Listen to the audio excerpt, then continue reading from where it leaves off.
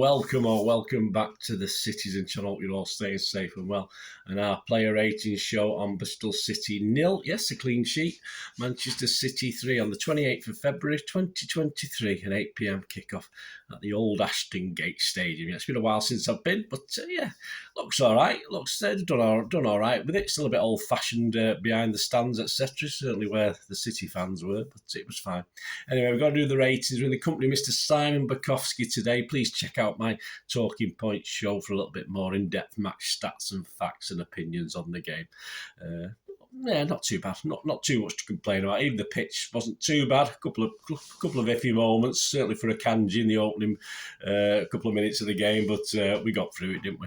So Simon Bajkowski's doing the ratings, which means they're not going to be over wordy. He's not like his mate Mr. Bray, who sort of, I was going to say waffle. Then it's a bit cruel, isn't it? Who gives us a little bit more information. Simon's a bit more succinct, so I'll try to be as well. So I'll get on with it. Please, if you are new to the channel, push that subscribe button, push the bell notifications. Great to have you on board. Everything City, past, present, forever. All your comments and please your ratings and man of the matches, etc. Let me know. It'd be great to hear from you in the comments. Lots of you do, so thank you very much. And if you are pushing buttons or you've already pushed the buttons, push that little like button.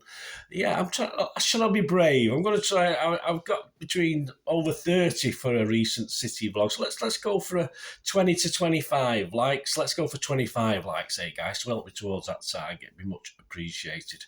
Right, let's get on with the ratings. I'll give you Simon's thoughts, and then I'll stuck my two pennyworth based on what I remember from the game. I mean, when you know yourselves, guys, if you're at the game, you get a little bit. So you try to analyse it as I'm watching it and watch the players, but you get carried away with the atmosphere and stuff sometimes. So these are my thoughts based on what Simon's saying. If I think, oh yeah, he was probably right, he was probably wrong. Right, Ortega, yes, took a knock, said Simon. Yes, that was after an offside as well, wasn't it? I don't like that, where it's offside and obviously the liner does flag, but it's played itself out. And he injured himself after an incident like that, which is I don't like it. That's a negative of that not raising your flag thing. He had to be replaced early, of course. He said his kicking was put under pressure. I don't think he was that bad. I thought it was okay. He did certainly coped all right. I mean, of course, Bristol had a goal. So I'm going to give him a 6. I'm going to 6.5 because, I mean, when he got injured, that was he was brave. He dived at the player's feet, etc. So I'm going to give him an extra half point for his one half he played, and he kept half a clean sheet. So that'll do for me. So I think Simon's been a little bit mean. Simon said had more uncomfortable moments in defence than he would like, but solid option on the ball. Yeah, interesting. I think he was pushing up a lot more today as well. Simon's given him a 6. I give him a 6. I thought he was energetic and he did most things okay, and it was a bit of a battle. He seemed to enjoy it. He got stuck in, but yeah, like Simon said, it's not his most comfortable game, but you're not going to get that against a championship team who are going to be physical, and he coped all right. Akanji, Simon said, put an early slip behind him. He did, not his fault particularly, to keep City composed at the back. He's given him a 7. Yeah, I'd have to echo that. I'd give him a 7.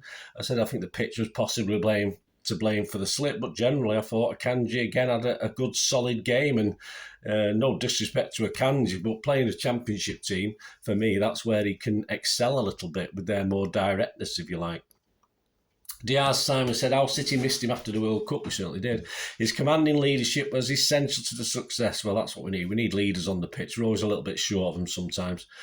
Simon's given him an 8. I think that's a bit generous. I give him a 7. I thought he was solid, yes, and he is our leader. But yes, of course, Simon was gushing about him there, and good job, but not quite as praiseworthy as I thought Simon has made it. Ake steady defensively on the left, said Simon, and got some very handy positions up the pitch. Yeah, he did, without too much happening. I think there was one where I expected him to unleash a shot, and I think he ended up passing it. But yeah, he was involved in a few attacks. Simon's given him a 7. I've given a 7. It's a little bit of a different side to him. We don't often see Ake moving up that much. He has scored goals, but usually from set pieces. So yeah, never flustered as normal against a championship team who again are a bit more direct in the same way I said about Akanji, and Ake coped admirably. Phillips, Simon said, hit the post, nearly give a goal away in the second minute alone. Yes, settled into a good showing. Yes, I think there's a lot of pressure on Phillips. I think we have to allow for that. Times give him a 7. I've been a bit meaner. I've given him a 6.5. It was a mixed start, but I think he enjoyed it. I think he enjoyed his responsibility. And again, on the same proviso as the other guys, not the easiest of teams to play against in the rough and tumble on a pitch that perhaps wasn't perfect. It played a lot better than I thought it would do, but of course it stayed dry for a couple of days. That probably helped. It had been raining. It might have turned all a bit dodgy, but no, I thought Phillips was okay. A lot of people slagging him off on Twitter. One or two people sticking up for him, and I'll stick up for him. I thought he did well considering what's been going on and a lack of time he's had. De Bruyne, as Simon said, it still feels like a lot isn't coming off for him. Yeah, but he's trying a lot as well, isn't he? But enough did for him to make a difference. Yeah, Simon's given him an 8, so even though he said it wasn't coming off for him, I'll take an 8 out of 10 every day. But I'll give him a 7.5. I thought a fantastic goal, although, yeah, from that sort of distance, at that sort of pace, should the goalie be doing a little bit better? I don't know. Probably. I just thought the goalie was perhaps a little bit slow getting across, but all credit to KDB. And I thought that won't do him any harm, and I think, one of his better games recently. I was quite happy with it.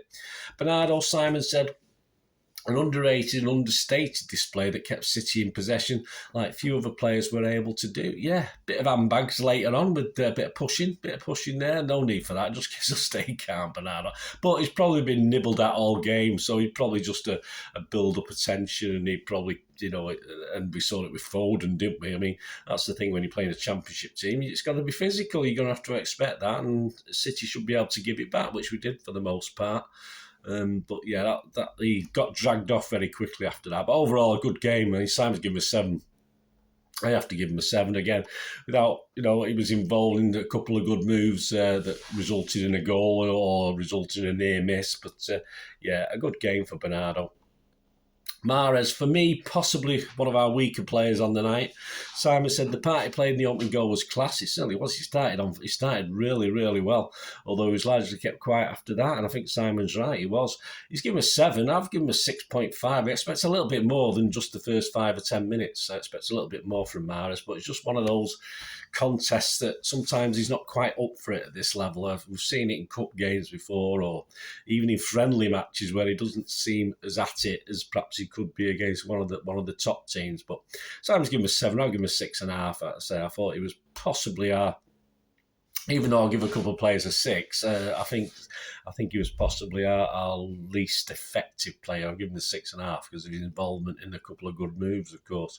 Foden, outstanding from start to finish, said Simon, albeit with one heavy challenge too that earned him a yellow. Yeah, same as Bernardo, got a bit riled up, probably got lots of feet left in on him and stuff like this, and it just sort of compounded and grew and grew. He just sort of a bit stupid. I mean, you certainly don't want that in a game where, a Champions League game where you go down to 10 men, because some of these European referees might have sent him off for what he did, because you just could see it coming, 60 yards away is how far we were from him. But yeah, overall, fantastic. It's great to see Foden back into some sort of form. Simon's given him an 8. I'd give him an 8.